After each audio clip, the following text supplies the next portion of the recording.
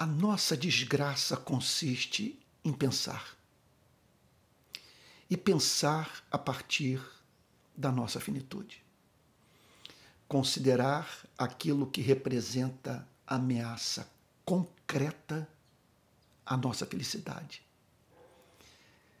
E isso à luz do fato de que não dispomos de recursos para nos protegermos daquilo que pode destruir nossa vida, arruinar os nossos sonhos de felicidade, nos remeter para um estado deplorável de alma. Há aqueles que declaram que a saída está em acreditar em Deus. Eu não acredito nisso. Porque não é a palavra Deus que resolve os nossos problemas. Nós precisamos de um conceito de Deus que nos remeta para a relação com uma espécie de Deus em cuja presença possamos pensar livremente, considerar todos os fatos da vida, fazer as nossas projeções, antever situações difíceis, sem nos desesperarmos. Veja só esse exemplo que nos foi deixado por Davi no Salmo 9, versículos 9 e 10. Ele diz assim: o Senhor é também alto refúgio para o oprimido. Então, Davi via a solução para os seus problemas como se dirigir para um local que lhe oferecesse proteção, tornando, portanto, imune às ameaças dos adversários da sua felicidade. Ele fala em termos de um alto refúgio, um local de abrigo inacessível, repito, para os adversários da sua vida, da sua alma. E ele diz que esse lugar de refúgio era a companhia do próprio Deus. O Senhor é também alto refúgio para o oprimido. Então, nas horas que o ato de pensar me oprime, ou que eu vejo a vida como se voltando contra os meus interesses, a minha felicidade, sabe? Os meus sonhos, nessas horas, eu tenho alguém para quem recorrer. Um alto refúgio.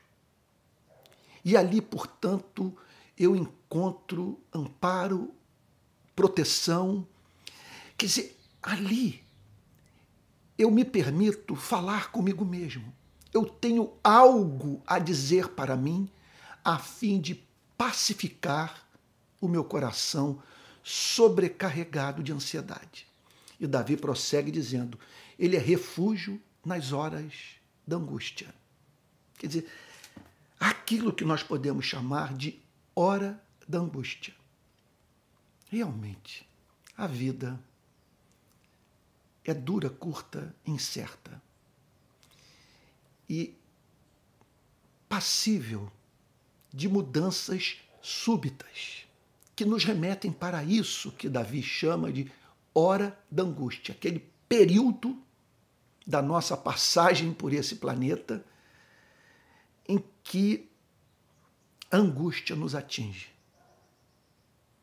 em razão de algo que aconteceu, que nos feriu profundamente. Ou então alguma coisa que nós consideramos, às vezes essa angústia é puramente subjetiva.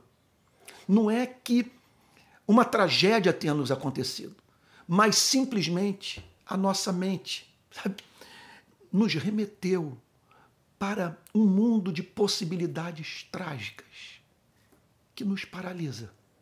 E aí Davi, nessas horas, declarava ter encontrado um local de refúgio. Repito, de aconchego, vamos assim chamar de aconchego cósmico. Ele fala aqui de algo que representava uma barreira intransponível.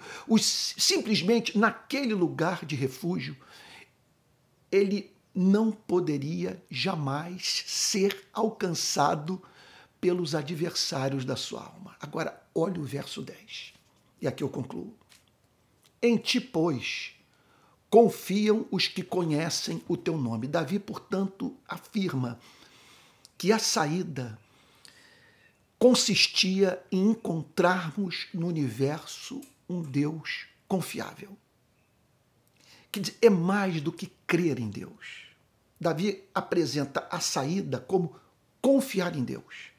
Você ter Deus como leal, como misericordioso, compassivo, como Deus presente na hora da angústia. Então ele diz assim, em ti, pois, confiam os que conhecem o teu nome. Então não basta crermos em Deus.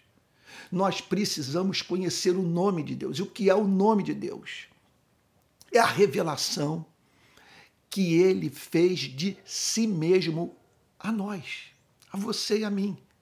Então, ele se revela nas Sagradas Escrituras como um Deus que gosta de ser visto e ama ser tratado de acordo com alguns nomes que representam a revelação, entre outras coisas, das suas entranhas de amor, do seu caráter, da aliança que ele tem firmada com aqueles que tomaram a decisão na vida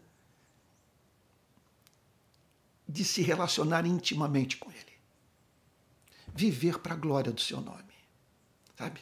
Quer dizer, em estado de encanto, louvor, adoração. Ele diz assim, em ti, pois, confiam os que conhecem o teu nome. E nesse sentido, vale a pena dizer, olha só, quando os discípulos perguntaram para Jesus sobre como que eles deveriam orar, qual seria, portanto, o conteúdo da oração que Deus ama ouvir, Jesus diz a seguinte coisa para os seus amigos, olha, Deus ama ser chamado de Pai e de ser visto como tal. Quando se aproximarem dele, digam, Pai nosso, que estás no céu, que estás nos céus. Procure dirigir-se a ele dessa forma, porque ele ama ser tratado dessa maneira. Uma vez que, ao nos aproximarmos de Deus, o chamando de Pai, nós encontramos motivos para o amor, para o próprio ato de orar. Uma vez que nos vemos dirigindo a nossa súplica para alguém doce, amoroso, que tem interesse na nossa felicidade. Orar ao Pai significa apresentarmos os nossos problemas a quem nos conhece e que atrelou a nossa felicidade à felicidade dele próprio. Ele decretou que haverá de ter prazer em nos ver vivendo como filhos e filhas na sua presença, nesse local de refúgio, pois ele é socorro bem presente nas horas da tribulação. Então, olha só, em ti, pois, confiam os que conhecem o teu nome. Esse conhecimento é mais do que intelectual, é um conhecimento visceral, é mais do que conhecer teologia, é o amar, é sentir a doçura desse conhecimento. É ter Deus como amável, é você tomar conhecimento desse nome e dizer, essa revelação é absolutamente encantadora. Por isso, os meus afetos são dele. Por isso, ele é o meu único objeto de adoração no universo. E Davi termina dizendo, porque tu, Senhor, não desamparas os que te buscam. Foi essa grande verdade que Davi aprendeu se relacionando com Deus. Quer dizer, depois de um período de relacionamento estreito com o seu Criador, ele podia dizer, olha, uma coisa eu aprendi. Ele não desampara jamais aqueles que o buscam.